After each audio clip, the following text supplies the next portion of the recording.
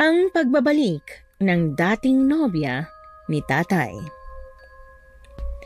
Magandang araw po sa inyo, Miss Anne, at sa lahat ng mga avid listeners ng channel na ito. Sisimulan ko ang kwentong ito sa isang katanungan. Ano ka bang klaseng anak sa magulang mo? O ano ka bang klaseng ama sa anak mo?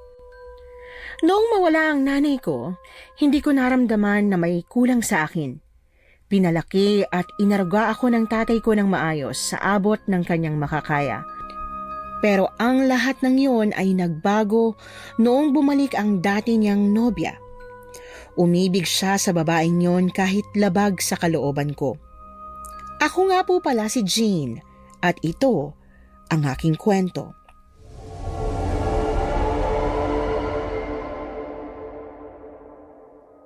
Tay, nakahanda na po mga pagkain. Tara na po, kumain na tayo. Mabuti na lang at may anak akong maganda at masipag. Kapag galing ako sa trabaho, nakahanda na ang lahat. Opo naman, alam ko kasi na pagod na kayo at ayaw ko nang kumilos pa kayo dito sa bahay. Alam ko na hanggang ngayon masakit pa rin para sa iyo ang pagkawala ng nanay mo. Pasensya ka na at wala ako nagawa. Iniluwanan ng doktor ang nanay mo sa ospital kaya kahit ilang milyon pa ang pera natin, hindi na siya kayang magamot pa. Naiintindihan ko po. Tsaka, hindi naman ako naninisi sa pagkamatay ng nanay. Alam ko naman na ginawa niyong lahat. Mamayang gabi pala, baka gabi na ako galing trabaho. Kailangan ko kasi mag-overtime para makabili tayo ng kalahating sako ng bigas bukas. Sige po, pero tay, kung hindi kaya ng katawan niyo, huwag niyo na pong pilitin ha. Baka kasi may mangyaring masama sa inyo eh. Kayo na lang pong natitira sa akin. Ayoko na nga sana magtrabaho kayo pero ikaw naman tong ayaw nang magtrabaho ako. Hanggat kaya ko, hindi ka magtatrabaho. May kinikita pa naman tayo sa nyoga natin. Lahat ng perang galing sa nyogan, tinatago ko yon para sa'yo. Si tatay naman, palagi na lang akong iniisip nyo. Minsan isipin nyo rin ang sarili nyo. Ayoko nga. Mas mahal kita kaysa sa sarili ko. Kaya lahat ng kaya kong gawin para maging maayos lang ang buhay mo, gagawin ko. Tsaka nga pala tay, naningil na si Mang Ruben ng utang natin sa kanya. Sinabihan ko na lang siya na bumalik na lang po sa linggo kasi Sabado ng gabi ang sahod niyo eh. Ay, ang matandang talaga yun. Hindi man lang makapaghintay. Nag-usap na kaming dalawa eh. Kaya mo, matatapos na rin ngayong linggo ang utang natin sa kanya. Mamasukan na lang kaya ako bilang labandera kina Kapitan para makatulong ako sa inyo kahit papano. Wag na. Hirap na hirap ka na nga sa mga labahin dito sa bahay tapos maghahanap ka pa. Tupagin mo na lang ang bahay natin. O siya, kumain na tayo. Ay, sige na nga po. Mahal na mahal po kita, tay. O siya, kumain na tayo.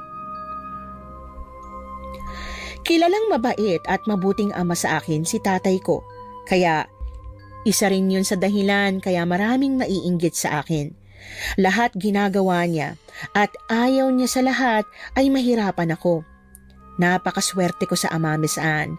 Lumipas pa ang isang linggo, nakarinig ako ng balita na bumalik ang dating nobya ni tatay. Ibinalita ko naman kay tatay ang nalaman ko at parang ayaw pa nitong maniwala noong una. Bago umalis si Lita, nagsabi yun sa akin hindi na siya babalik eh. Bakit naman po? Di ba dito talaga siya nakatira sa lugar na to? Oo, sumama kasi ang loob niya sa akin dahil nabuntis ko ang nanay mo. Malapit sila magkaibigan dalawa. Ay, iba ka din talaga taya. Mas mabait kasi ang nanay mo sa kanya kaya siya ang napili ko. Ang mali ko lang, hindi ko man lang sinabi sa kanya na mas gusto ko ang nanay mo kaysa sa kanya. Paano kaya kung magkikita kayo, no?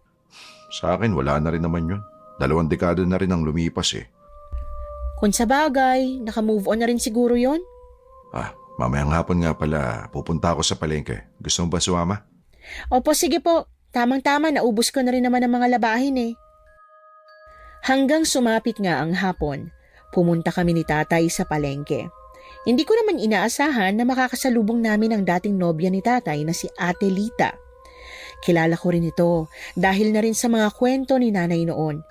Nagulat naman ako nang kinausap nito si tatay. Philip, kumusta ka na? Ayos lang naman ako. Ikaw ba kumusta? Nasaan ang pamilya mo? Wala akong pamilya eh.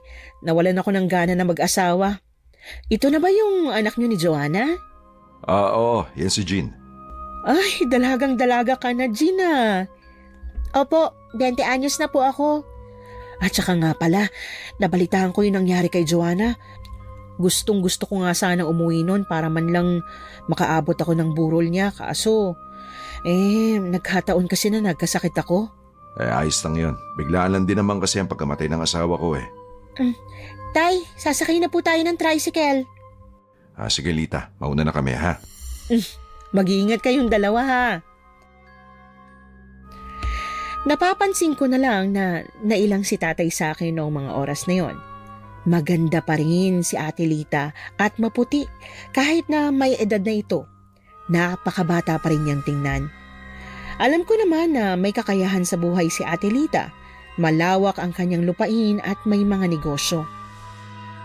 Tay, ibang titig mo kanina kay Ate Lita. Naku, wala yun. Nabigla lang ako na makita ko siya. Talaga lang ah. Di na ako papayag na papalitan mo si nanay ah.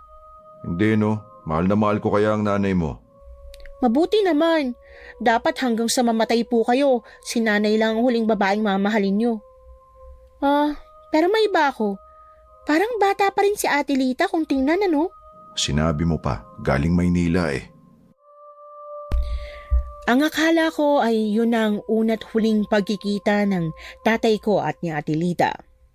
Pero nagkamali ako. Isang araw nagaling ako sa sapa para maglaba, nadatnan ko silang dalawa sa bahay. Masayang kumakain ng lumpia at nagtatawanan pa ang mga ito. Hindi ko maintindihan kung bakit parang sumama kaagad ang loob ko kay tatay sa nakita kong yon.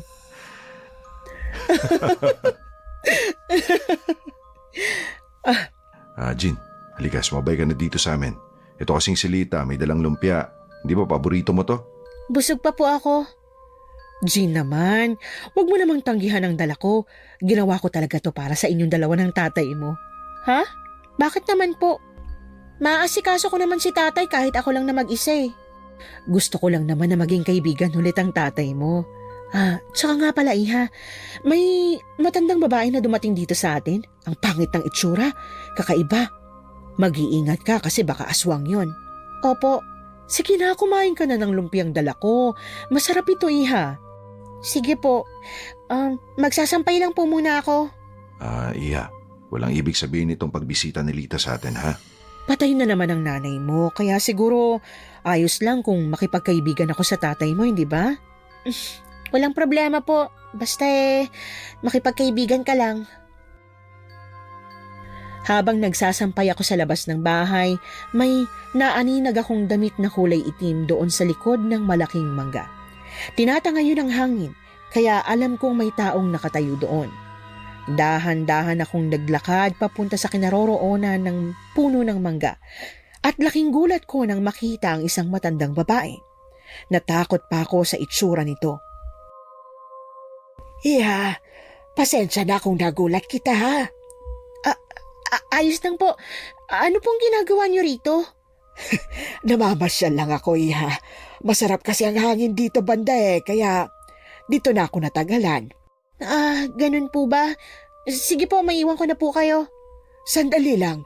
Merong nilalang na lumalapit sa'yo at hindi nila kayo titigilan hanggat walang namamatay sa inyo. Ano po? Namamatay? Oo, kaya mag-iingat ka ha. Anak, sino kausap mo? Yung matandang babae po. Dito po siya nagtatago sa likod ng mangga. Matandang babae? Parang wala naman ah. Anong wala? Ale, magpakita po kayo kay... Sandali. Dito lang siya kanina Nakausap ko pa nga. Umalis ka dyan sa tabi ng mangga. Alam mo naman na noon pa man usap-usapan ng may nakatira dyan Philip, anong nangyayari? Ito kasi si Jean. May nakita raw na matandang babae dito sa mangga. Nang tingnan ko, wala naman. Hala, yung matandang babae ba na tinutukoy mo? Yung may malaking balat sa mukha tapos bulag ang kaliwang mata? Opo, siya nga po. Diyos ko, Jean, pumasok ka sa loob. Aswang yatang babaeng yun Siya yung tinutukoy ko kanina na matandang babaeng biglang dumating.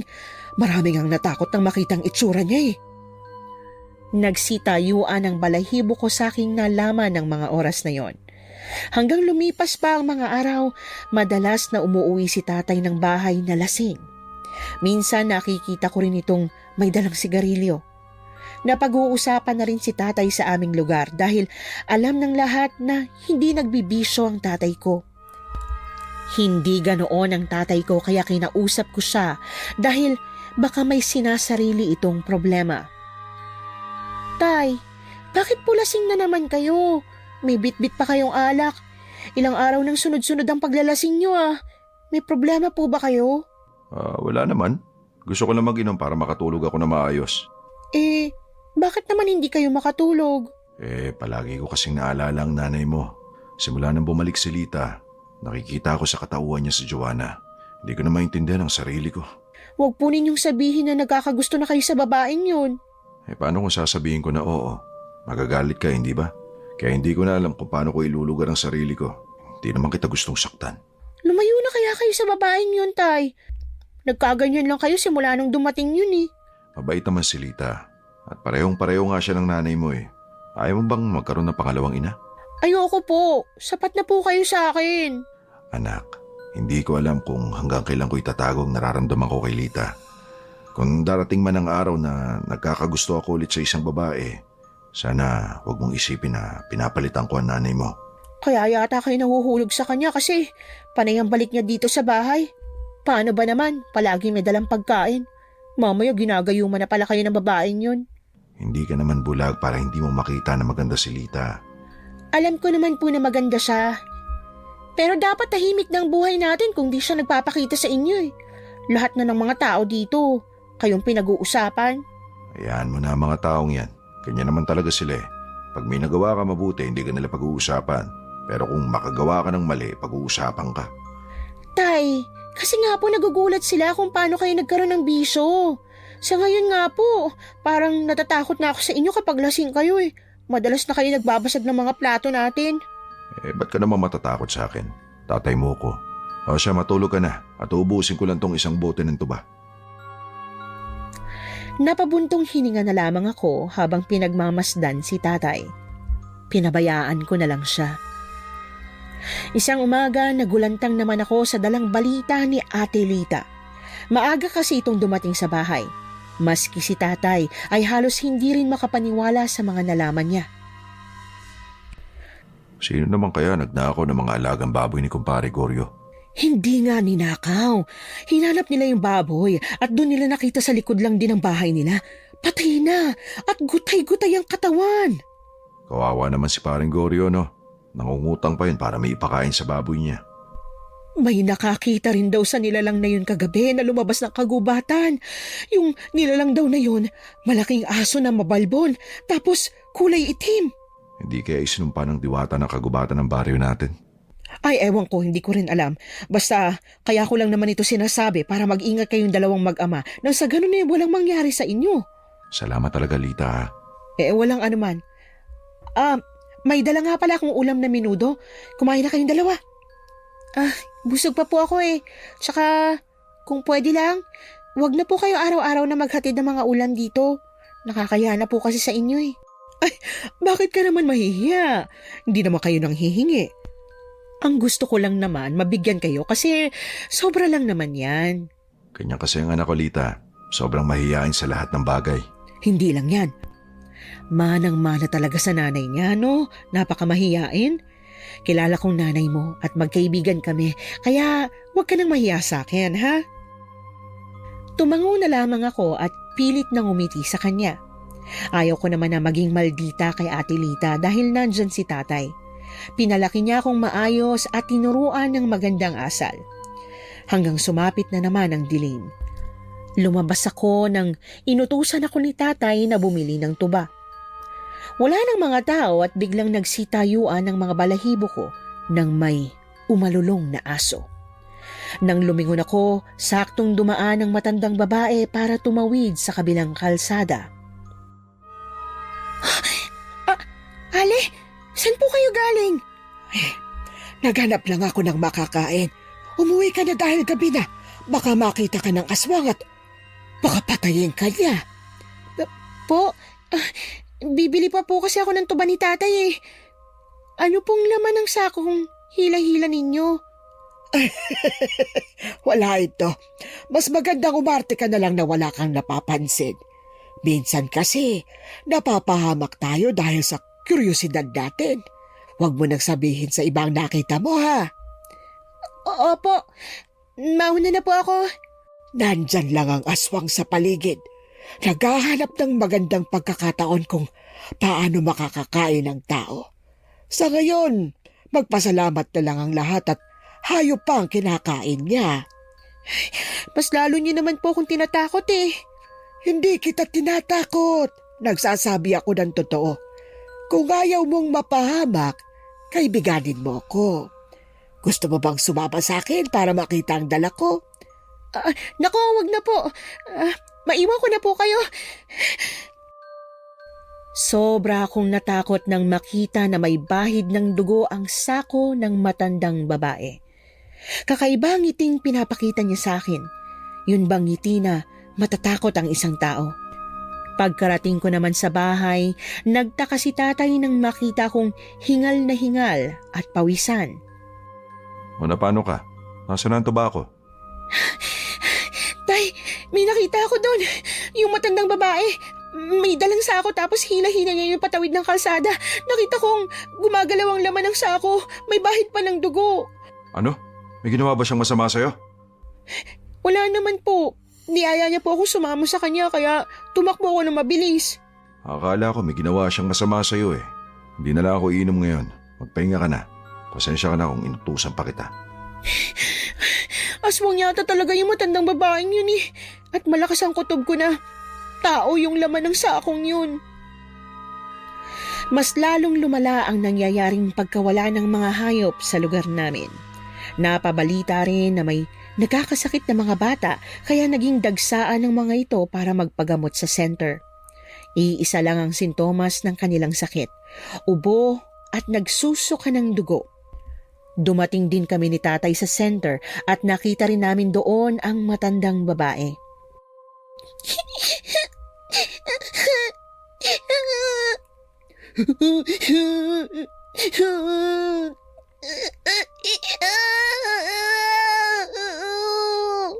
Nakakapagtaka naman tong nangyayari.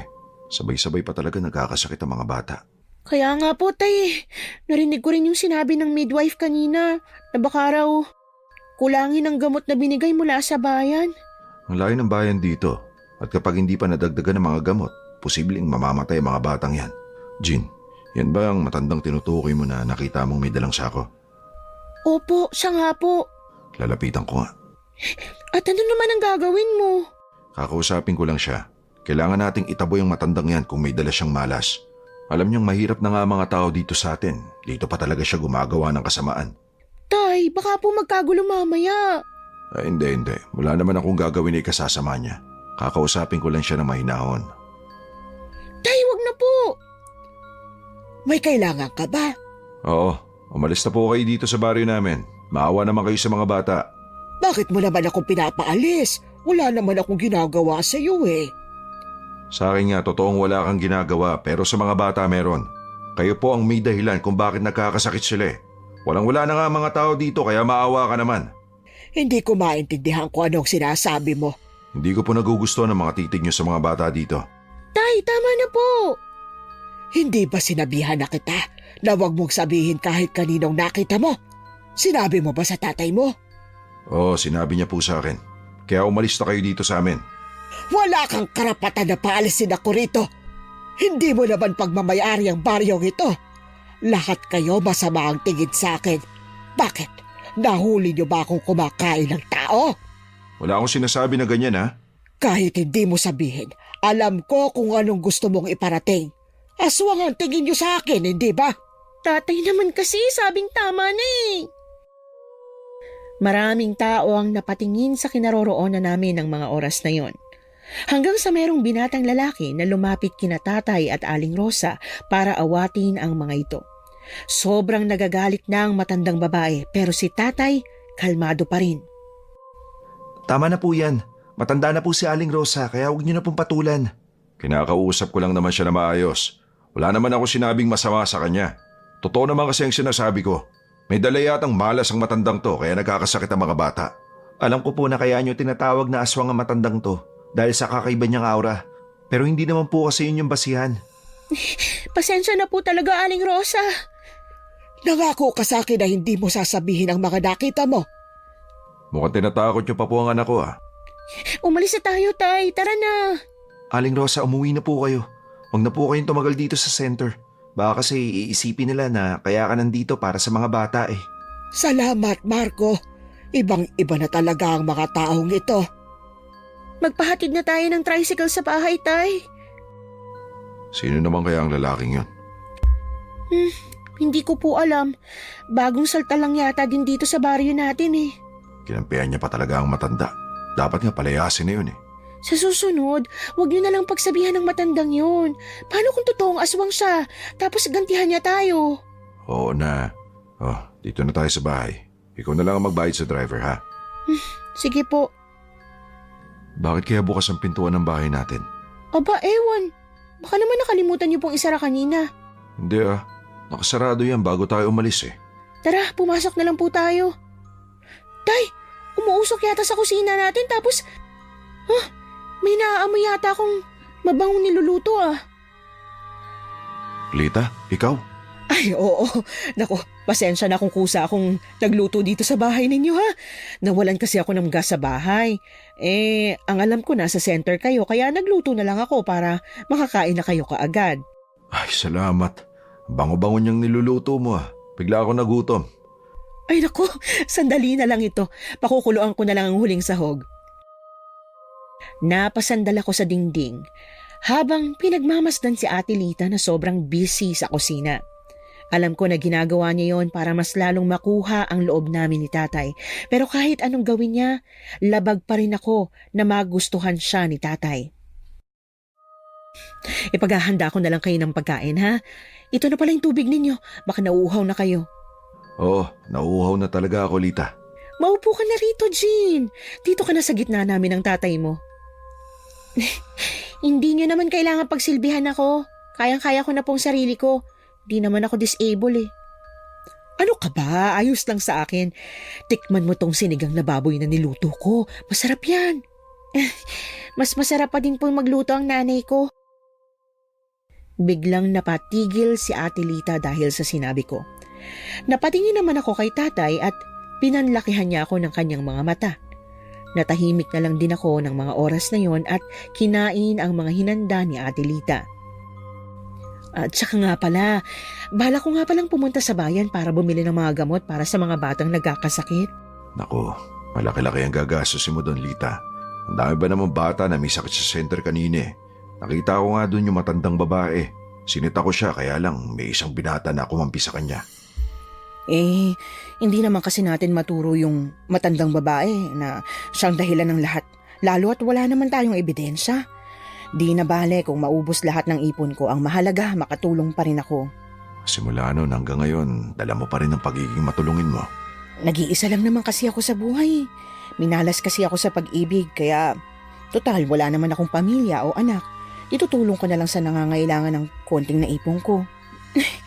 Hindi po ba ikaw nagmamay-ari ng bakanteng lote banda dun sa may palengke?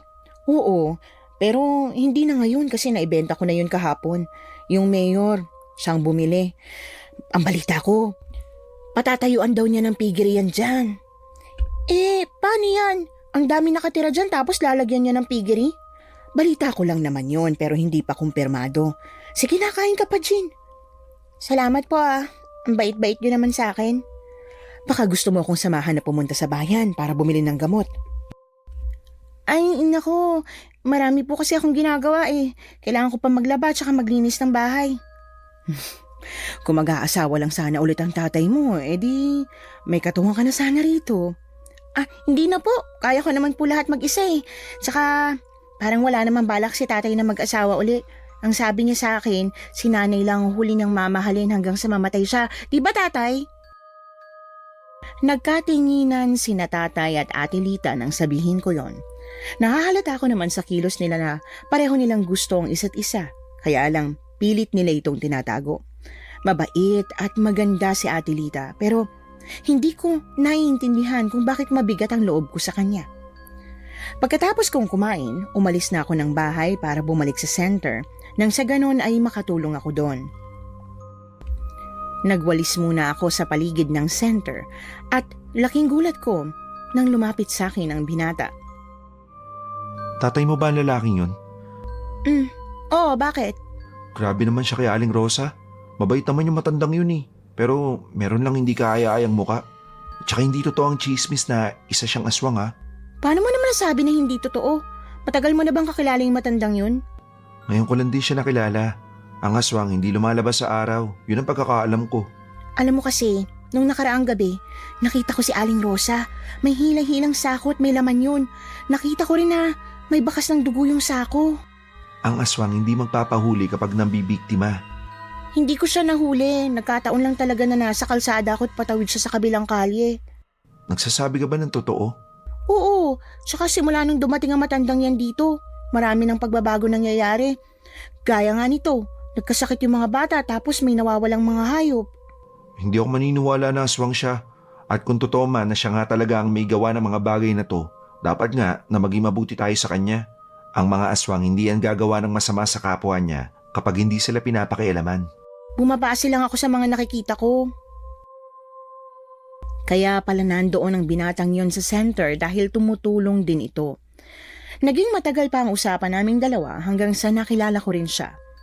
Ilang araw pang nakalipas, nagulat na lang ako nang biglang dumating si Ate Lita sa bahay at may dala siyang mga gamit. Ate Lita, bakit po kayo nandito? Tsaka, ba't may dala kayong mga gamit? Hindi ba nasabi ng tatay mo sa'yo na dito na ako titira? Ano? Naku, hindi po pwede. Bakit naman kayo titira dito? Nagkaayos na kami ng tatay mo. Ang sabi niya sa akin, kakausapin ka niya kagabi. Ito nga pala, may ibibigay ako sa'yo. Ano naman po to? Yan ang ginagamit kong sabon para kuminis ang balat ko. Teka lang po hindi pa ako pumapayag na dito kayo titira. Kakausapin ko nga si tatay. Nasa trabaho pang tatay mo. Pupuntahan ko siya ngayon din. Nagmadali akong pumunta sa construction site na pinagtatrabahuhan ni tatay. May ginagawa pa siya ng mga oras na yon pero pinilit ko muna siyang tumigil para makausap ko siya. Anak, magagalit mamaya si engineer. Alam mo may ginagawa pa ako eh. Hintayin mo na lang ako sa bahay, doon tayo mag-usap. Galing nyo din po, tay, no? Hindi man lang kayo nagsabi sa akin na noon pa man may balak na kayong patirahin sa bahay si Lita. Nagulat na lang ako na pumunta siya doon At may dala pa siyang marami niyang gamit. Pasensya ka na talaga ha, pero mahal ko si Lita. Hindi naman maapektuhan ang pagkatao mo kapag nag-asawa ako ulit, di ba? Anong hindi? Talagang maapektuhan. Ang inasawa mo, yung dati mong nobya na kaibigan pa ni nanay. Sana naman maintindihan mo ako, Jean. Hindi nga po kita naiintindihan Basta-basta na lang kayo nagdedesisyon ng hindi ko alam. Anak niyo po ako. Sana man lang kinausap niyo ako kung ayos lang ba sa akin na nandun siya sa bahay. Alam ko naman na hindi ka papayag. Ibigay mo na sa akin ang pagkakataon na to, anak. Sige na. Nakakainis naman po kayo Sa bahay na tayo mag-usap ha. Mamaya na lang pag-uwi ko. Bumalik na siya sa kanyang trabaho ng mga oras na yon. Hanggang sumapit ang gabi, hindi ko kinausap si tatay. Kahit nasa iisang bubong kami, hindi ko sila pinapansin na parang hindi ko sila kilala. Masama po talaga ang loob ko dahil pakiramdam ko noon pinapalitan na ni tatay si nanay. Hanggang isang araw pa, nagkita na naman kami ni Marco sa center. Ako ang tagabigay ng gamot na binili ni Ate Lita para itulong sa mga bata. Ang bait naman ng bagong asawa ng tatay mo, no? Sipin mo napakalaking halaga ng ginastos niya dito para lang mabigyan ng gamot ang mga bata. May kaya kasi siya sa buhay kaya ganyan. Nasaan na pala siya? Bakit hindi siya nagpapakita? Nasaan pa? Di nasa bahay. Inaasikaso niya si tatay. Pinatigil nga niya si tatay sa pagtatrabaho kasi siya na lang daw ang bahala sa amin. Si tatay naman sumunod din. Mukhang hindi ka pa ata pabor na mag-asawa ang tatay mo, no? Masyado bang halata? Yung kasing babaeng yun Panay ang balik sa bahay kaya siguro nahulog sa kanyang loob ng tatay ko. Maldita ba siya? Sa totoo lang, hindi naman. Masipag tsaka mabait. Kaya lang, sobrang bigat ng loob ko sa kanya. Basta, hindi ko nga maintindihan kung bakit naiinis ako dun Wala naman siyang ginagawa sa akin. Nabigyan na natin silang lahat ng gamot. May dala nga pala akong donut dito. Kumain muna tayo. Salamat naman. Taga saan ba yung nobya ng tatay mo ngayon? Taga dito lang din, kaya lang kakauwi lang niya galing sa ibang bansa. Ah, kaya pala. Oo, huwag na nga natin siya pag-usapan. Mas lalo lang umiinit ang dugo ko sa babaeng yun. Namimiss ko na talaga si nanay. Itong kwintas na lang niyang naiwan sa akin eh. Kwintas ba yan ang nanay mo? Suot niya yan bago siya namatay? Oo, sabi niya pa, dapat palagi ko itong isusuot para hindi ko siya makalimutan. Patingin nga ako niyan. Sige, eto. Tinanggal ko sa aking leeg ang kwintas saka inabot yon sa kanya. Nakita kong tinitigan niya yon ng ilang segundo at maya-maya pa ay binalik niya rin yon sa akin. Bakit ba namatay ang nanay mo? Nagkasakit kasi siya. Dinala namin sa doktor pero hindi na siya kayang gamutin eh. Sinubukan din namin magtawag ng albularyo pero walang dumating. Yung albularyo na dapat sanang titingin kay nanay, na aksidente. Paano naaksidente? Nabangga yung tricycle na sinasakyan nila papunta dito sa amin. Nangayayat si nanay ng husto dahil palagi siyang kulang sa tulog. Minsan pa nga nagigising siya ng 12:00 ng gabi tapos takot na takot. Wala din siyang ganang kumain. Kinulam ang nanay mo. Ha? Namatay ang nanay mo dahil sa kulam. At base sa kwento mo, sa tingin ko sinadyang patayin yung manggagamot na papunta rito para hindi magamot ang nanay ko. At walang ibang pwedeng gumawa nun kundi ang kumulam rin sa nanay mo. Paano mo nalaman? Prediction ko lang. Ganyan na ganyan kasi yung mga sintomas ng kulam eh. Tapos pinagtagpi-tagpi ko lang yung kwento mo. Naging palaisipan para sa akin ang sinabi ni Marco. Nang makauwi naman ako sa bahay na ikwento ko naman yon sa tatay ko. Nakikinig din si Ate Lita at natawa siya nung sinabi ko na baka kulam ang kinamatay ni nanay. Ano po nakakatawa, Ate Lita? Matagal na ako nakatira sa probinsya pero wala akong alam na may kinulam o nangkukulam. Huwag ka maniwala sa lalaking yon. Ginugulo niya lang ang isipan mo. Ano bang alam niya tungkol sa ganyang bagay? Hindi nga siya naniniwala na aswang ang magandang babaeng yun eh. Ito pang malala dyan.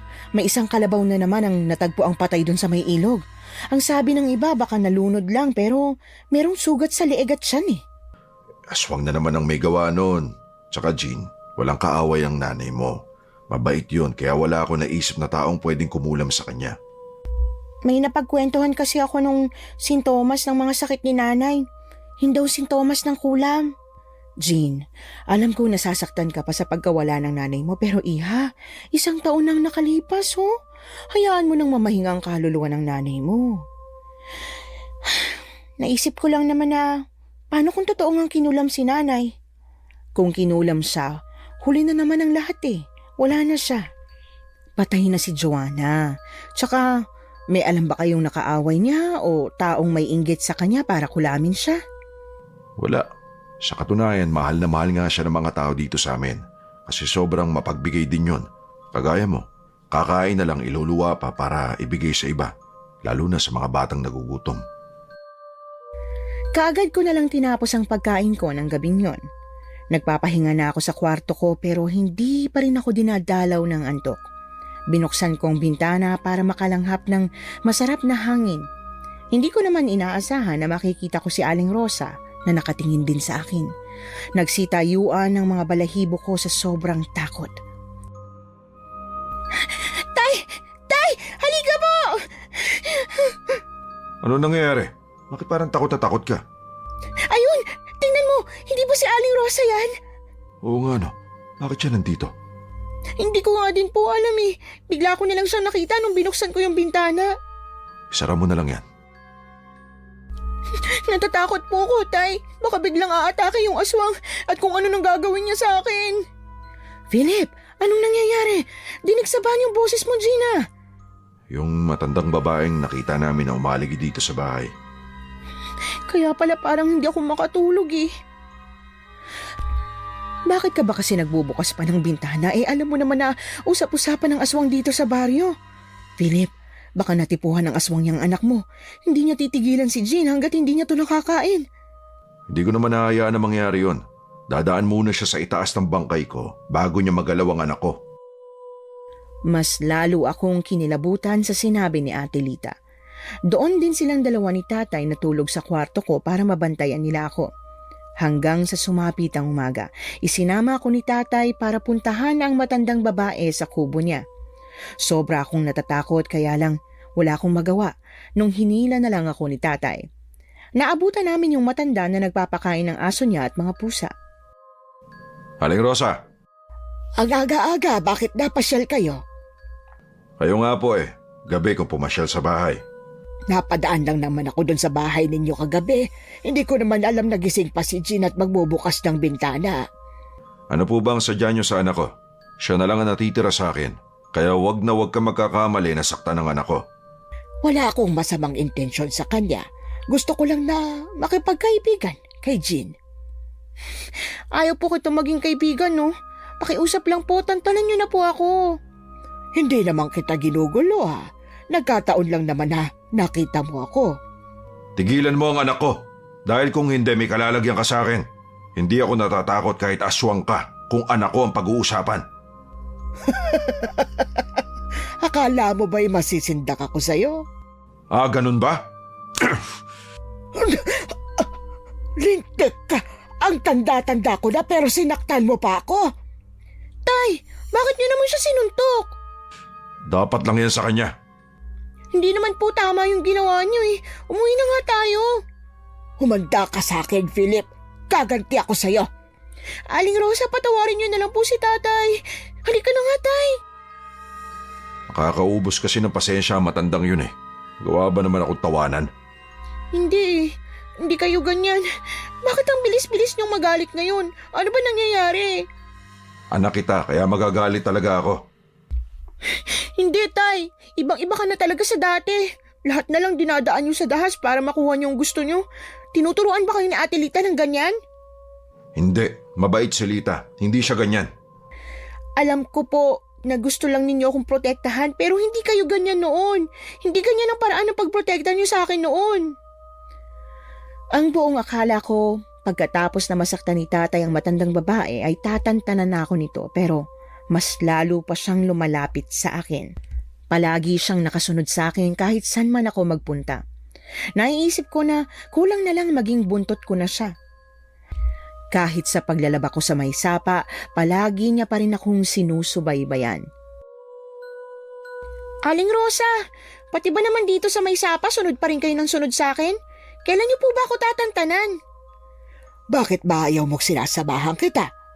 Ang mga taong malapit sa akin, hindi ginagalaw ng aswang. Natatakot na po talaga ako sa inyo eh. Kapag tinuloy-tuloy niyo pa yan, isusumbong ulit kita kay tatay. Huwag! Mahawa ka sa akin, makasaktan na naman ako ng tatay mo. Kaya lang naman ako nandito para sabihin sa'yo na may aswang. Palaging nakabantay sa paligid at naghahanap ng magandang pagkakataon para makapatay ng tao. Eh, wala naman pong aswang kapag tanghali ah. Sa gabi lang po sila lumalabas. Yun ang akala mo. May aswang na kayang lumabas sa araw at pumatay. Aalis na po ako. Tapos na po ako maglaba eh. Sandali. Sandali lang, Jean. Mag-usap na muna tayo. Ano po ba? Tigilan niyo na po ako. Kung ano man ang nagawa ko sa inyo, patawarin niyo na po ako. Bakit ba takot na takot ka? Kung gusto mong hindi ka mapatay ng aswang, pumayag kang lapitan kita. Tulong! Tulong! Nang sumigaw ako, kaagad namang umatras ang matandang babae palayo sa akin. Bigla namang dumating si Marco at nagtataka ito habang nakatingin sa aming dalawa ni Aling Rosa. Napayuko ang matanda at dahan-dahan na naglakad papalayo. Ano bang nangyayari? Bakit ka sumisigaw? Si Aling Rosa eh. Tinatakot niya ako. Puro na lang aswang ang bukang bibig niya. Tapos gusto niya talaga makipagkaibigan sa akin. Arte mo naman. Ano naman ngayon kung gusto niya makipagkaibigan? Siguro nababaitan lang siya sa'yo kaya ikaw ang gusto niya. Hindi eh. Alam ko na may masamang intensyon ng matandang yun kaya siya lapit ng lapit sa akin. Kumalma ka nga. Ang mabuti pa iatid na kita sa inyo. Mas maganda pa nga siguro. Tara na. Totoo ba na sinuntok ng tatay mo si Aling Rosa? Paano mo naman nalaman? May nakapagsumbong sa akin kasi may nakakita sa ginawa ng tatay mo. Hindi niya dapat ginawa ang bagay na yun. Kasi kung totoong aswang si Aling Rosa, yun talaga magiging dahilan para pumatay siya ng tao. Kasi pinapakitaan siya ng mga hindi magandang gawain. Nabigla nga rin ako sa ginawa ni tatay eh. Alam mo ba kagabi, may sumalaki na aswang sa akin? Ano? Oo, ito pa nga yung sugat ko nung bigla niya akong kalmutin eh. Nung nasugatan ko naman siya, bigla naman siyang tumakas. Ang laki at ang haba ng pagkalmot niya sa'yo ah. Kaya nga eh, masakit at ma-updi pero hayaan mo na. Baka bukas, maging maayos na rin to. Ano bang itsura ng aswang? Pangit na nakakatakot. May malalaking pakpak, mahaba ang kuko at may mga pangil. Mabalbon din yung katawan nila na maitim. May nakakita din ba dun sa aswang bukod sa'yo? Oo, yung kapitbahay ko. Sila naman talaga yung puntere ng aswang kasi may sanggol sila. Kaya lang naaktuan ko kasi kaya tumulong ako. Marami pa siyang naikwento sa akin tungkol sa mga aswang. Kaya pala marami siyang alam kasi isang albularyo daw ang lolo niya noon. Nang makarating naman ako sa bahay, kaagad na rin itong umalis. Ilang araw pa ang nakalipas, nagising ako na may dumapong paru-paro na kulay itim sa ilong ko. Inisip ko na baka kaluluwa yun ni nanay kaya hinayaan ko na lang. Lumabas ako ng kwarto at nadatnan ko si Ate Lita na nililinis ang aparador. Ate Lita, nasan si tatay? Nandun sa may labas. May kausap yata siya eh. Sino bang bisita niya yung aga-aga? Abay, ewan ko. Padaan po ako Pupuntahan ko lang si tatay. Jane, sandali.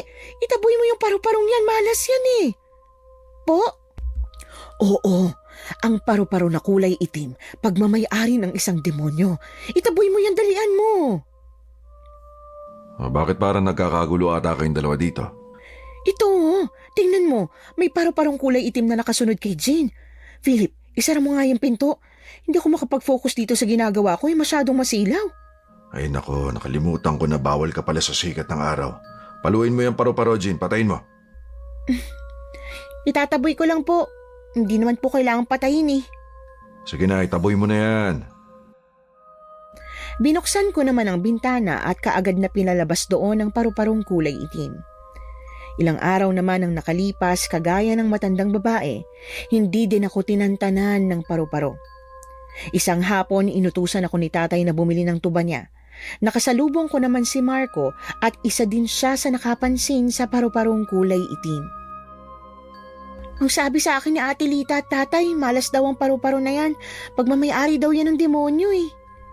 Hindi, ang alam ko ang ganyang paru-paro ay isang babala Babala? Anong babala? na may paparating na sakuna. Kaya siguro sunod yan ang sunod sa'yo kasi darating ang araw na may mangyayari sa pamilya mo. Pero kung mataboy ko kaya yan, hindi na ba mangyayari ang sakunang yun? Hindi lang ako sigurado pero hanggat maaga pa, kailangan malaman mo na ang dahilan kung bakit pa na yan dikit sa'yo ng paru-paro. Paano ko naman yun malalaman? Maniwala ka sa instinct mo. Kapag pakiramdam mo may mali, tama yun. Nandiyan na naman si Aling Rosa. Tingnan mo, nakatingin na naman siya sa akin. Hayaan mo na ang matandang yan. Wala naman siyang ginagawa sa'yo eh. Bigla namang lumapit sa amin ang matandang babae kaya nagtago ako sa likuran ni Marco. May ibinigay na plastik ang matandang babae kay Marco at tinanggap naman yon ng binata. Salamat nga pala dito sa donut ha. Walang anuman. Masarap yan at alam kong magugustuhan mo. Opo, masarap po talaga. Kinain nga namin ni Jane yung binigay niyo nung nakaraan eh. Sa kanya galing yun? Oo, madalas niya talaga ako binibigyan ng donut. Jean, nakita ko nga palang nagkakagulo ang mga tao sa bahay ninyo.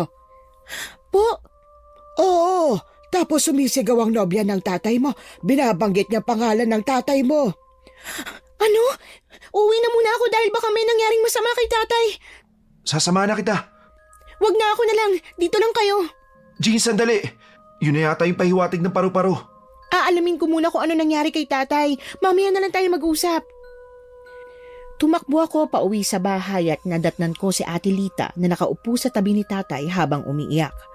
Nakita ko si tatay na wala ng malay at may sugat sa noo pero nakabendahin na ito. Ang tatay mo bigla na lang natumba. Ano? Pero nung umalis ako dito kanina maayos pa po siya eh. Inutusan niya nga akong bumili ng tuba. Nagulat na nga lang din ako Buti na lang may mga taong dumadaan dyan kaya tinulungan nila ako. Kasi kung wala, ewan ko na lang. Baka namatay ng tatay mo. Wala bang sinasabi si tatay na masama ang pakiramdam niya? Wala naman. Ayos naman siya. Nagtaka nga ako kung bakit to nangyayari. Nasobrahan yata sa trabaho ang katawan ng tatay mo. Matagal nyo na pong pinatigil si tatay sa pagtatrabaho kaya imposible yun. Bukas, dadaling ko siya sa doktor doon sa bayan.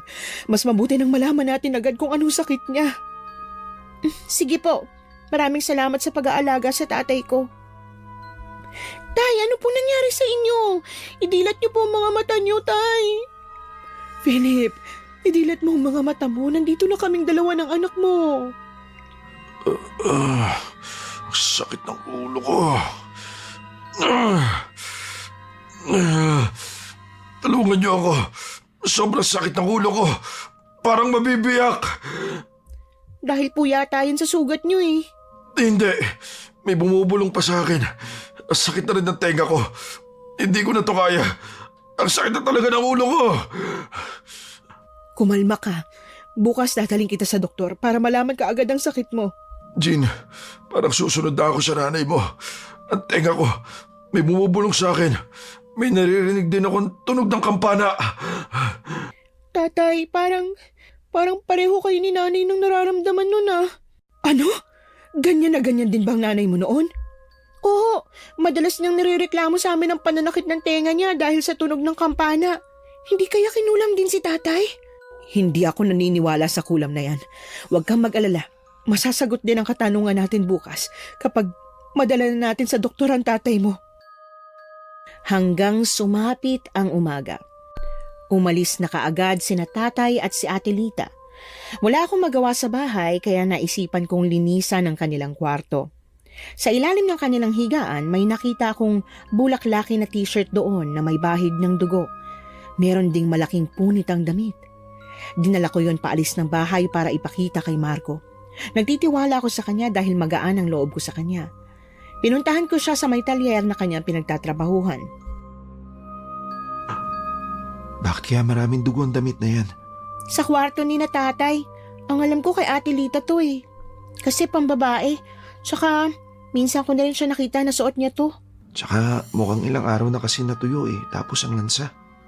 Hindi ko nga rin alam. Nagtataka nga ako eh. Baka ako ginamit niya kay tatay to na pamahid sa noon ni tatay nung natumba siya sa bahay. Dumugo kasi ang noon niya na tumama sa semento. Sandali nga lang, parang nakita ko na yung damit na to Saan? Nasuot ba ni Ate Lita? Hindi. Hindi ko naman nakita yung Lita na yun Parang ito yung suot ng aswang nung maglabang kami. Naalala mo pa ba nung sinabi ko na may nakalaban akong aswang at nagawa niya akong kalmutin? Oo, pero imposible ang sinasabi mo ha. Hindi ako pwede magkamali. Yan talaga yung suot ng aswang na nakalabang ko. Hindi kaya aswang si Lita? Hindi, kasi wala naman ako napapansin na kakaiba sa kanya. Iisang bahay lang kami kaya imposible magtago siya sa amin ni tatay ng pagkatao niya. Kailan ba sila babalik? Hindi ko rin alam. Ang sabi, baka mga 3 araw silang nandun. Ipapagamot niya daw talaga si tatay. Yung mga sintomas ng mga sakit ni nanay, nangyayari ulit kay tatay ngayon. Kung ganun, kailangan na magmanman ka, Jean. Mamanmanan ko si Ate Lita? Oo, kasi hindi ako pwede magkamali. Yan talaga ang suot ng aswang na munti ko nang mapatay nun. Huwag naman sana maging tamang hinala mo, Marco. Inaamin ko na natakot ako ng mga sandaling yon. Hanggang sa lumipas ang 2 araw, nakabalik na sina tatay at Ate Lita. Nagpaalam pa sa amin ng babae na pupunta muna ito sa bahay niya dahil meron siyang kukunin. Ano daw po ang sabi ng doktor, tay? May sakit daw po ba kayo? Hindi ko alam kasi si Lita ang nakausap nila. Sinagot na lahat ni Lita ang mga bayarin ko sa doktor. Nakakaya nga Siya din naman ang may kagustuhan nun eh. Dapat po nung kinausap ng doktor si Ate Lita nakinig man lang po sana kayo.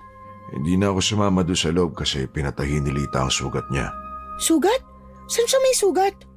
Sa tagiliran. Tinanong ko naman siya tungkol doon ang sabi niya, nasagi niya raw ang karet na nakalagay dyan sa dingding. Ano? Tay, hindi kaya tamang sinasabi ni Marco na... Ayan ka na naman anak ang sakit na naman ng tenga ko. Tulungan mo akong takpan ng tenga ko. Dalihan mo. Nandito na ako. Ate Lita, sumasakit daw ang tenga ni tatay. Sandali, inumin mo muna tong gamot mo, Philip. Nireseta to ng doktor Makabilisan lang po. Sandali, kukuha lang ako ng tubig sa gripo. Hindi ko na talaga kaya. Mabibingi na talaga ako. Heto na, Inumin mo na to. Inom na po, Tay. Magpahinga na po kayo. Pagkatapos inumin niyo ni Tatay, bigla na lang siyang nakatulog. Pinaliwanag naman sa akin ni Ate Lita na side effect ng gamot na yon ay ang makakatulog si Tatay nang sa ganon ay makapagpahinga ito. Hindi ko naman siya inusisa tungkol sa sugat niya. Binalita ko na lang kay Marco ang mga nangyari at sinabi ko rin sa kanya ang binanggit sa akin ni Tatay. Siya nga talaga ang aswang na nakalabang ko, Jean. Pero wala pa tayong pruweba. Paano kung totoo pala yung sinabi niyang nasagi siya ng karet? Tsaka na tayo kumilos kapag meron na tayong nalaman. Mahirap din kasing pagbintangan si Ate Lita. Mabait naman yun eh. Sige, pero mamayang gabi, dapat na magsimula ka ng magbanman. Lalo na ngayon, ganyan ang kalagayan ng tatay mo. Tama nga na makatulog siya dahil sa gamot. Pero kapag nagising siya ulit, maririnig na naman niya yung tunog ng kampana. Hindi pwedeng papainumin lang siya palagi ng gamot. Mas lalo siyang mababaliw. Yung nanay ko, matagal din siyang nagtiis sa ganyang nararamdaman niya noon. Pero hindi siya nabaliw, kaya lang nawalan siya ng gana sa lahat. Hindi na siya kumakain at puro pagtatakip lang ng tengang ginagawa niya. Araw man o gabi. Malakas talaga ang kutob ko na kinulam ang tatay mo eh. Hindi kaya yung matandang babaeng gumawa nun? Hindi ko rin alam pero kailangan na mapagamot sa manggagamot ang tatay mo para matulungan siya. Kakausapin ko si Ate Lita para makatawag kami ng manggagamot. Sige, nawalan ka na ng nanay. Kaya dapat alagaan mong nag-iisang magulang mo. Pagkabalik ko naman sa bahay ng mga oras na yon, nadatnan ko si Ate Lita sa may pintuan. Tulog na tulog pa rin daw ang tatay ko. Alam kong hinihintay niya talaga ako at nang makapasok na ako sa loob ng bahay, kaagad nitong isinara ang pinto. May itatanong lang sana ako sa'yo. Nung nakaalis ba kami, pumasok ka ba sa loob ng kwarto namin? Hindi po. Bakit? May nawawala kasi akong gamit at wala akong ibang pwedeng paghinalaan kung sinong ibang kumuha kundi ikaw lang. May pagkapakialamera ka rin kasi. Ho? Ano po bang gamit niyong nawawala? Isa pa, kahit naman pumasok ako sa kwarto niyo, bahay naman namin to. Bahay niyo nga, pero mag-asawa na kami ng tatay mo. Dapat alam mo na kung hanggang saan ka lang. Wala akong alam sa gamit niyong nawawala. Nawawala ang damit ko. Mahalagang bagay yon. At sa tingin niyo po, ano naman ang gagawin ko sa damit niyo? Mukha bang pag-iinteresan ko yon kung makikita ko? Ikaw talagang bata ka. Masyado kang piloso pa eh. Itong sayo. O ayan. Sasakalin kita, lintik ka hanggang sa mamatay ka. Ate Lita! Bitiwan niyo po ako! Matagal na ako nagtitimpi sa'yo, ha? Alam mo, kung hindi lang dahil sa tatay mo, matagal na kitang nilinis sa mundo. Wala kang pinagkaiba sa nanay mo. Mga agaw kayo! Ate Lita, tama na po! Lita, ano nangyayari? Bakit mo sinasakalangan ako? Ito naman kasing anak mo eh. Ang bastos. Sa araw-araw na magkasama tayo dito, alam mo, Philip, kung ano mga ginagawa ko para lang matanggap ako nitong anak mo. Tatay, bigla niya na lang ako sinaktan. Ano ba, papatay mo ba ang anak ko, ha? Napag-usapan na natin to. Noon pa man sinasabi ko na sa'yo, huwag mong sasaktan ang anak ko. Sige, kampihan mo yan. Kita mo, mas lalong lalaki ang ulo niyan. Maiwan ko na nga kayo mag-ama. Magmumukmuk ako sa kwarto. Tay, buti na lang po nagising kayo dahil kung hindi, baka natuluyan ako ng babaeng yun. Ano ba kasing ginawa mo, ha? Hindi ba masapat ang kabaitan na pinapakita ni Lita sa atin? Siya ang nagpapalamon sa atin ngayon. At siya din ang gumawa ng paraan para madala ako sa doktor. Wala naman po akong ginawa eh. Hindi magagalit yun kung wala kang ginawa. Hinahanap niya nga sa akin yung damit niya. Wala naman akong alam doon. Nabanggit pala niya yun sa akin. At ako din ang nagsabi na baka kinuha mo ang damit. Naiwan na kasi sa loob ng kwarto namin ang walis at dustpan. Kaya alam ko na naglinis ka doon. Hiwalayan niyo na lang kaya si Ate Lita. Ano? Mabait si Lita. At hindi ko yun gagawin sa kanya. Ano na lang ang sasabihin ng mga tao, ha? Kung maaari sumunod ka na lang sa kanya, anak. Tatay naman eh, hindi doktor ang kailangan niyo kundi albularyo. Naalala mo ba? Nawalan si nanay ng gana sa lahat dahil sa nangyari sa kanya. Kung anong nararamdaman ni nanay noon, Ganyan din po nararamdaman niyo ngayon. May plano naman si Lita na dalhin ako sa albularyo. Pero sa susunod na buwan na lang daw. Sa susunod na buwan? Kung kailan napatay na kayo? Mahal ako ni Lita. Kaya hindi niya ako hahayaan na mamatay. Hindi na ako umimik ng mga oras na yon. Nagkasamaan kami ng loob ni Ate Lita kaya nag-init ang tensyon sa pagitan naming dalawa. Nang sumapit naman ang gabi, nagising ako ng 12:00. Dahan-dahan akong bumaba nang may marinig akong ungol mula sa banyo. Hindi nakasara ang pintuan ng banyo kaya nakita ko doon si Ate Lita. May hinahaplo sa kanyang sugat at nagwawala din siya. Naging iba ang anyo niya at dahil sa sobrang takot ko ay napaatras na lang ako. Nabangga ko pa si tatay ng mga sandaling yon. Jean, ang sakit na naman ng tenga ko. Tay, halika po. Doon tayo sa may kwarto. Anak, natatakot ako. Hindi ko na alam ang gagawin ko. Sumasakit pa ang tiyan ko na parang hinuhukay. Ayaw niyo kasing makinig sa akin na magpatingin na kayo sa albularyo eh. Nasa na ba ang Ate Lita mo? Hindi ko po alam. Nandito lang ako. Nagbanyo kasi ako eh. Ano bang problema, Philip? Sumasama na naman ba ang pakiramdam mo? Nagsisimula na naman siya makarinig ng kung ano-ano, Ate Lita. Dali na kaya natin siya sa albularyo. Baka po kasi pag tumagal pa, hindi niya na to kayanin. At nagmamarunong ka pa kesa sa akin? May gamot pang tatay mo at pinayuhan din siya ng doktor na magpahinga. Ganito nga po talagang nararamdaman ni nanay noon eh. Kung dumating sigurong albularyo, baka nagamot pa si nanay. Ewan ko sa'yo. Kung ayaw mo sumunod sa akin, di bahala ka. Ikaw ang magdala sa kanya sa albularyo kung gusto mo. Bakit po ba pakiramdam ko parang ayaw niyong dalhin si tatay sa albularyo? Nagsasabi ka nga na dadalhin mo siya pero hindi ka naman kumikilos. Tigilan niyo na yan. Mas lalo lang sumasama ang pakiramdam ko dahil sa pagtatalo ninyo. Hindi kayo nakakatulong kundi nakakadagdag pa kayo ng iisipin ko. Umakyat ka na sa kwarto natin, Philip. Ako nang bahala sa'yo. At ikaw, Jean, matulog ka na rin. Aalagaan kong tatay ko. Sabing ako na eh. Hindi kang babae ka. Sinampal mo ako. Bakit? Lalabang ka ba? Ha? Sabing tama na! Nang sumigaw si tatay, natakot ako bigla sa kanya. Umiiyak akong umakyat sa kwarto ng gabing yon. Pero hindi rin mawala sa isipan ko ang mga nakita ko. Alam ko na talagang aswang si Ate Lita.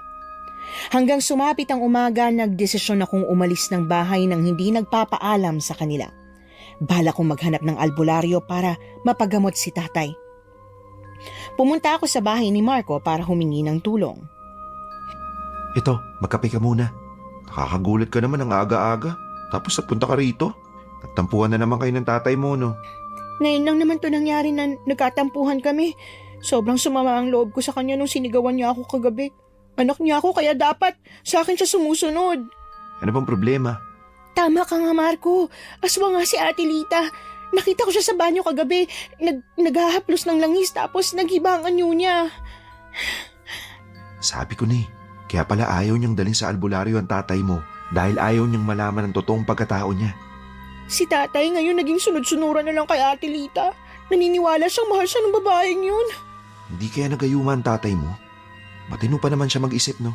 Oo, pero ang pinagkaiba lang, wala na siyang sariling desisyon. Marco, tulungan mo naman ako makahanap ng albularyo para mapagamot ang tatay ko. Eh, bakit pa tayo maghanap ng albularyo? Eh, nandito naman ako. Marunong ka ba manggamot? Oo, sa akong manggagamot, no? Kung nakasalamuha ko na ang Lita na yon, malalaman ko kagad na aswang siya. Pero mukhang hindi ata yung lumalabas ng bahay niyo eh. Hindi nga. Tapos ayaw niya pa sa sikat ng araw. Ano bang gagawin natin? Naisip ko tuloy na baka siya din ang may gawa kung bakit nagkakaganon si tatay eh. Posible rin. Basta gagawa tayo ng paraan para mahuli at mapatay ang aswang na yan. Ngayon na ba tayo susugod sa bahay? Hindi. Mamayang gabi tayo susugod. Nakita mo na siya siguro nagpapalit ng anyo sa banyo dahil kabilugan ng buwan kagabi. Actually, 3 gabi nang sunod-sunod yung paglabas ng kabilugan ng buwan. Mamayang gabi? Sige, pwede. Ako nang bahala kung saan tayo dadaan. Ihanda ko lang yung mga gamit ko para mapatay natin siya. Nakita ko ang iba't ibang uri ng patalim doon sa loob ng bag ni Marco. Meron pang latigo, buntot pagi at mga mahahabang kutsilyo na may bahid pa ng dugo. May anting-anting din akong nakita doon na ayon naman sa binata ay namana niya sa kanyang mga magulang. Ito ang mga patalim na ginagamit ko sa pagpatay ng aswang. Ang latigo ko naman na to, pinanguhuli ko sa kanila. Bakit naman ganyan karami? Ang ibang patalim kasi, minana ko pa sa lolo ko. At ang latigo at buntot pagi naman, namana ko sa lola ko. Bibigyan kita ng pangontra sa aswang para hindi kanya malapitan. Ito, langis oh. Langis na binabad sa luya at bawang na may asin. Paano mo ba ito ginagawa? Madali lang gawin ang bagay na yun, lalo na kung may kaalaman ka. Kailangan mamayang gabi, matapos na kaagad ang gulong to. Kailangan din mailigtas natin si tatay sa kamay ng aswang na to. Ito lang ang tanging paraan para magising siya sa katotohanan. Marami akong alam tungkol sa buhay niyong mag-ama. Dahil na rin sa mga kinakwento mo sa akin. Isa lang ang naiisip kong dahilan kung bakit bumalik ang dating nobya ng tatay mo. Ano naman yun? Bumalik siya para maghiganti sa tatay mo. Pagsapit ng dilim, naghanda na kami ni Marco para salakayin si Ate Lita sa bahay. Doon pa kami dumaan sa likuran pero nagtaka naman ako kung bakit walang mga ilaw. Tahimik din ang bahay namin. Bigla akong kinabahan ng mga sandaling yon dahil baka may nangyari ng masama kay tatay. Nasaan ba dito ang kwarto ng tatay mo? Andun. Ang alam ko hindi kami nagpapatay ng ilaw kung gabi pero ngayon, ewan ko ba ba't ang dilim-dilim? Buksan mo muna ang ilaw. Sige, kakapain ko na lang dito sa dingding. Ayan, may ilaw na. Tayo na. Pumunta na tayo sa kwarto nila. Ako na magbubukas. Wala sila rito. Anak na, saan kaya dinala ng babaeng yun si tatay? Wala na rin ang mga gamit niya. Hanapin natin sila. Sigurado ako hindi pa sila nakakalayo. Alam atan ng Lita na yun na minatuklasan ka na. Kaya sinama niya ang tatay mo sa pag-alis. Diyos ko, huwag naman sana may mangyaring masama kay tatay. Nang palabas na kami ng bahay para hanapin sina tatay, bigla namang nagpakita ang matandang babae sa amin. Natakot pa ako dahil sumabay ang pag-alulong ng mga aso nung dumating siya. Nagtago pa ako sa likuran ni Marco. Marco, ang aswang! Hindi siya aswang. Kaibigan natin siya. Nakita ko silang umalis. Nandun sila dumaan sa kakahuyan na yan. Bago pa sumapit ang dilim ay nakaalis na sila kaya siguradong hindi nyo na sila maaabutan. Hindi niyo po ba sila nasundan? At hindi niyo rin po ba alam kung saan niya dinala yung tatay ni Jean? Meron siyang maliit na kuta doon malapit sa bundok. Nasisiguro ko na may gagawin siya sa tatay ni Jean. Kaya niya ito dinala. Kung ganun, samahan niyo po kami. Kailangan makarating tayo doon bago niyo magalaw si Kuya Philip. Tayo na. Mapapagkatiwalaan ba talaga natin yung matandang yan? Oo, mas mapagkakatiwalaan pa siya kay Lita. Pero paano ba kayo nagkakilala? Hindi ka makikipag-usap sa kanya ng ganyan kung hindi kayo matagal na magkakilala. Mas mahalaga ba na malaman mo muna kung paano kami nagkakilala? O mailigtas natin ang tatay mo? Hindi ako masamang tao, Jean. Alam ko na kaya niyo ako tinatawag na aswang dahil sa itsura ko. Ang nakikita niyo sa itsura ko ay may kwento kung bakit ako nagkaganito. Umalis na po tayo bago po mahuli ang lahat. Kaagad naming tinahak ang daan na tinuro ni Aling Rosa kung saan daw dumaan sina Ate Lita. Malayo-layo ang nilakad namin kaya sobrang sakit ng mga paa ko pero hindi ako pwedeng sumuko. Mas lalo pa akong kinikilabutan sa tuwing may maririnig akong tunog ng uwak at mga alulong ng aso. Sinusundan yata tayo ng masamang nilalang eh. Natatakot na talaga ako. Ilan kayang aswang ang makakaharap natin doon? Hindi ka pababayaan ni Marco. Magtiwala ka lang sa akin. Hindi ako papayag na may mangyaring masama sa'yo. Ililigtas natin ang tatay mo at makakauwi tayo ng buhay. Bakit kasi hindi mo pa sinabi sa akin kaagad na isa kang albularyo eh? E di dapat noon pa natin nalaman ng lahat. Nagpapaiwatig na ako. Ikaw lang naman tong hindi makaintindi eh. Sinabihan ko na nga na nakulam ang nanay mo. Pero hindi mo pa rin ba naiisip kung paano ko nalaman yun? Sinabi ko yun kay tatay kaya lang natatawa kasi si Ate Lita nang sabihin ko yun eh. Nagawa niyang paniwalain ang lahat na isa siyang mabait at matulungin. Pero may masama pala siyang balak sa likod ng magandang pinakikita niya. Malayo pa kaya ang kuta ng bruhang yun? Sa tingin ko, hindi na. Ayun na yata yung kuta niya. May umuusok sa likod ng kubo na yan, no? Hindi. Bilisan na natin baka nagiinit na siya ng tubig sa kawa para ilunod dun si tatay. Hindi tayo pwede magpakumpiyansa na sumugod. Paano kung may patibong siya dyan at mamatay tayong lahat? Ano ba kasing gagawin natin? Umiko tayo papunta sa likod ng kubo para makita natin kung anong ginagawa nila sa tatay mo. Dahan-dahan kaming umikot sa likod ng kubo at nakita ko doon si tatay. Nakatali habang nakahiga sa may papag. Umuungol din ito sa sakit na kanyang nararamdaman. May gilit siya sa pulsuhan at saktong lumalabas si Ate Lita sa kubo. May dalang malaking kutsilyo. Hindi ba sinabi ko sa iyo noon na babalik ako para maghiganti? Hindi ako papayag na ikaw lang ang maging masaya. Ginawa niyong miserable ang buhay ko kaya dapat lang na magkapareho tayo. Ang akala ko ba nagbago ka na at kinalimutan mo ng lahat? Tinanggap kita kasi gusto ko makabawi sa kasalanan na ginawa ko sa'yo. Hindi ka na makakabawi. Tama lang na pinatay ko ang asawa mo at isusunod kita. Alam mo ba kung ano pang mas masakit kong gagawin? Gagawin kong aswang ang anak mo kagaya ko. Ilayo mo sa akin ang kutsilyo na yan. Bibiyakin kong dibdib mo para makuha ko ang puso mo. Itigil mo yan! Ako ang harapin mong aswang ka! Ikaw na naman? Hindi mo ba ako tatantanan? Hindi, dahil gustong gusto ko na mapatay ka. Walang iya ka, Ate Lita! Ikaw pala talagang pumatay sa nanay ko! Oo, kinulam ko siya at kagaya ng ginawa ko sa nanay mo. Inulit ko ulit sa tatay mo. Hayop ka talaga! Dapat lang na mamatay sila. At pati na rin ikaw. Kayo lang naman ang sadya ko dito kaya lumipat ako dito. Sinasabi ko na nga ba dito kita matatagpo ang babae ka? Kaya ka umuwi dito para makatakas sa akin. Kaya lang nasundan kita. Hindi ka namin tatantanan hanggat alam naming buhay ka. Ang alam ko galing kang abroad. Hindi siya galing ng abroad. Galing siya sa isang baryo na pinirwisyo niya ng ilang taon. Pero nung dumating kami, tumakas at ibinaling ang sisi sa iba. Sinungaling ka palang babae ka. Tumahimik ka! Itinaas ni Ate Lita ang kutsilyo para itagayon sa dibdib ni tatay. Ginamit naman ni Marco ang kanyang latigo para hampasin ang kamay, kaya tumilapon ang kutsilyo. Nagalit ng husto si Ate Lita, kaya may ibinuhos itong langis sa kanyang katawan at unti-unting nagpalit anyo bilang isang aswang. Nakakatakot ang itsura niya, mahaba ang mga kuko at may matutulis na ngipin. Nagkaroon din siya ng pakpak na parang paniki. Naging itim ang kanyang katawan. Ako na ang harap sa kanya. Tulungan niyo na lang makalis sa tali si Kuya Philip. Kaya mo namang pakawalan ng tatay mo, hindi ba? Opo, ako na pong bahala. Tutulungan na kitang mapatay ang aswang na yan, Marco, para mas lalong mapadali. Akin ang buntot pagi. Huwag na tayong papayag na makatakas pa siya at makapambiktima.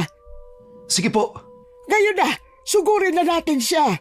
Opo, tara na! Sabay na tumalon si Marco at Aling Rosa para salakayin ng aswang. Nagulat ako habang pinagmamasdan ng mga ito na kayang lumutang sa ere. Mabilis akong tumakbo papunta sa kinaroroonan ni tatay para kalagan siya. Tay, ayos lang po ba kayo? Oo, Diyos ko. Salamat at dumating kayo para iligtas ako. Ang akala ko mamamatay na talaga ako. Bakit kasi kayo sumama dito Ang sabi niya sa akin may naghahabol daw sa kanya. Ayoko naman na magpaiwan sa bahay dahil dala niya yung gamot ko. Kaya kahit malayo sumama ako. Tapos hindi ko na malaya na tinali niya ako. Ayan na po, natanggal ko na po yung tali niyo. Bumangon na kayo dyan, dali. Oo anak, patawarin mo talaga ako. Dahil sa akin, nalagay tayo sa ganitong sitwasyon. Mamaya na lang po natin pag-usapan yun kung mapatay na natin yung aswang. Dito lang po kayo tutulong po ako sa kanila. Mag-iingat ka ha. Opo! Nang makasigurado ako na maayos na si tatay, kaagad akong tumakbo sa kinaroroonan ng aswang at ni Marco. Malakas at mabilis din ang aswang na makipaglaban, kaya kahit dalawa na sina Marco at Aling Rosa, nagagawa pa rin niyang makailag. Binuksan ko ang boteng dala ko at sinabuyan ko siya ng likidong laman nun. Mamatay ka ng aswang ka! Pwisit kang babae ka! Parehong-pareho ka talaga sa lalay mo walang kwenta! Sana noon palang kinain na kita! Ito pa ang segundang atake! Tingnan natin kung makakatakas ka pa ngayon! Wala akong pakialam sa inyo. Si Jean lang ang gusto kong patayin at ang tatay niya. Hanggat nandito ako, hindi mo magagalaw si Jean. Talaga ba? Tingnan natin kung ano kaya mong isakripisyo para sa kanya. Biglang lumipad ang aswang papunta sa kinaroroonan ko para atakihin ako. Kaya lang, mabilis na tumakbo si Marco para yakapin ako. Imbis na ako ang makalmot ng aswang, si Marco ang tinamaan. Natumba kaming pareho sa lupa habang walang humpay ang pangangalmot ng aswang. Nakalmot niya ang hita ko kaya napasigaw ako sa sobrang sakit. Doon ko na isinaboy sa kanya ang huling laman ng likido. Ang hapdi ng katawan ko. Hayop ka! Papatayin kita! Ikaw ang papatayin ko! Tatapusin na kita ngayon. Aswang naman durugo! Marco, nandiyan na siya sa'yo! Lumapit ka pa! Dahil sa inyo mga manggagamot na sira ang plano ko, magkikita tayo ulit. Paghahandaan ko ng pagpatay sa inyo. Akmang lilipad ang aswang para tumakas. Kaya lang ay hinabol siya ni Marco para hampasin ng kanyang latigo. Natamaan niya sa likod ang aswang kaya bigla itong bumagsak sa lupa. Hindi ka na makakatakas ngayon. Pagod na kaming maghanap at tumabol sa'yo. Ako nang papatay sa kanya. Akin na yung buntot pagay. Gusto ko makapaghiganti para sa nanay kong pinatay niya. Eto, paluin mo siya ng paluin hanggang sa mamatay siya. Nagkamali ka nang dumating ka pa sa baryong to. Hindi ko ahayaan na mapatay mong tatay ko kagaya ng ginawa mo sa nanay ko. Tama na! Tigilan mo na ako, bata ka! Kulang pa yan sa lahat ng ginawa mo. Kaya palang bigat ng loob ko sa'yo kasi isa kang demonyo. Wala kang utang na loob! Hindi ako magkakaroon ng utang na loob sa'yo dahil isa kang halimaw. Pinatay mo si nanay. Tama na. Kahit nanghihina na siya, hindi ko naman akalain na bigla ulit itong lilipad para umatake sa akin. Natumba ako sa lupa nung binangga niya ako kaya dumagan ito sa tiyan ko. Ginamit ko ang aking dalawang braso para maprotektahan ang mukha ko sa kanyang kalmot. Papatayin kita! Lintik kang bata ka! Mas lalo mo akong pinaggigigil sa'yo! Kaugali mo talagang danay mo walang kwenta! Tigilan mo na sabi si Jean! Kahit mapatay niyo pa ako, babalik ako para maghiganti sa inyo. Hindi ko kayo patatahimikin. May gana ka pa magsalita, ha? Tarakan mo sa dibdibang aswang na yan para siguradong hindi na siya mabubuhay. Kailangan na maging abo ang katawan niya bago natin siya iwan. Bumangon ka na rin, Jean. Sa wakas, mamamatay ka na rin. Alam ko na sa impyernong bagsak mo kaya hindi kayo magkikita ng nanay ko kahit nasa kabilang buhay na kayong pareho. May isang taong darating para maipaghiganti ang kamatayan ko. Walang iba kundi ang anak ko. Ako ang haharap sa anak mo maghihiganti at kagaya sa ginawa ko sa iyo ngayon, papatayin ko rin siya. Hindi, ang balat ko. Hindi ito maaari. Babalik ka na sa pagiging abolita. Isang mandurugong aswang na naman ang napatay namin at isang baryo na naman ang nailigtas. Nasaksihan namin kung paanong unti-unting dinala ng hangin ang abo ng katawan ni Adelita hanggang sa tuluyan na itong naglaho. Doon ko na binalikan si tatay at wala na itong malay. Dali-dali namang binuhat ni Marco si tatay at umalis kami sa baryong yon. Sumama ako sa kubo ni Marco dahil doon daw niya gagamutin si tatay. Huwag ka nang umiyak. Magiging maayos ang kalagayan ng tatay mo. Paano kung hindi mo siya kayang iligtas? Nawalan yata si tatay ng maraming dugo kaya siya natumba doon. Hindi. Kaya nawala ng malay ang tatay mo dahil nawala na ang bisa ng kulam sa kanya nung napatay natin ang aswang na mandurugo. Oo, magtiwala ka lang sa akin. Hindi lang ito ang unang beses na magliligtas ako ng tao, no? Oo nga, magaling yang si Marco. Sandali lang. Itatapal ko lang sa sugat ng tatay mo ang dahon na to. Sige, gawin mo lahat para magising si tatay ah. Tatanungin ko tong malaking utang na loob.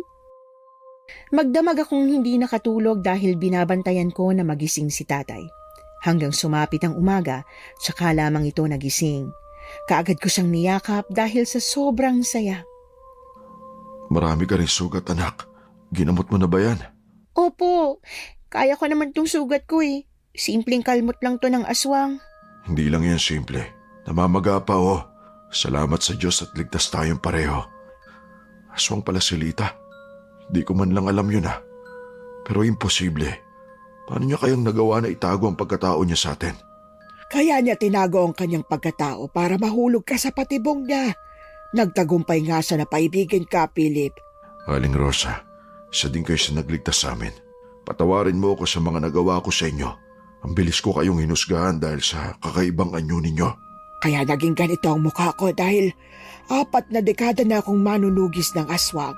Maraming aswang ang nakalaban ko at napatay pero naiwan ang kanilang mga bakas sa mukha ko. Patawarin niyo talaga ako. Kami ng anak ko.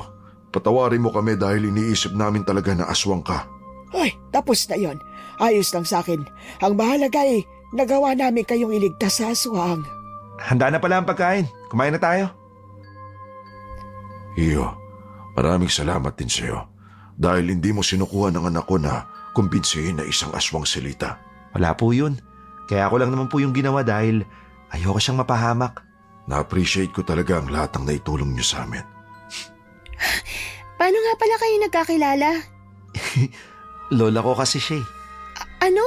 Lola mo? Oo, nag-imbento lang ako ng kwento nung una. Kaya pala palagi ka nandiyan para ipagtanggol siya.